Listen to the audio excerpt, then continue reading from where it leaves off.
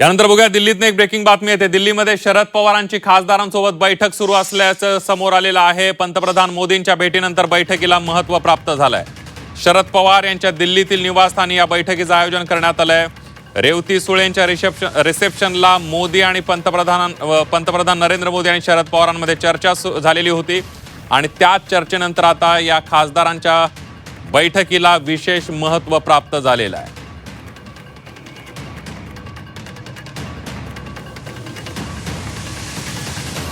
एक महत्त्वाची बातमी येते दिल्लीतून। पवारांच्या राष्ट्रवादी संदर्भातली अतिशय महत्त्वाची बातमी आहे। दिल्लीमध्ये शरद पवार यांची खासदारांसोबत बैठकीला सुरुवात झालेली आहे।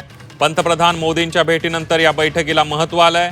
पवारांच्या दिल्लीतील निवासस्थानी बैठक सुरू झाली आहे। रेवती सुळेंच्या रिसेप्शनला मोदी आणि पवारांमध्ये चर्चा झाली होती आणि या चर्चेनंतर आता पवारांच्या पक्षाच्या खासदारांची बैठक होते आणि त्यामुळे या बैठकीकडे विशेष लक्ष असल्याचं पाहायला मिळतंय। आपण बघतोय मागच्या काही दिवसांपासून राष्ट्रवादीचं विलीनीकरण असेल किंवा एकंदरीत पवारांची राष्ट्रवादी ही एनडीए सोबत जाणार असल्याच्या चर्चा असतील, या सगळ्यांवर मोठ्या प्रमाणावर चर्चा झडत होते आणि त्याच अनुषंगाने ही बैठक महत्त्वाची मानली जाते।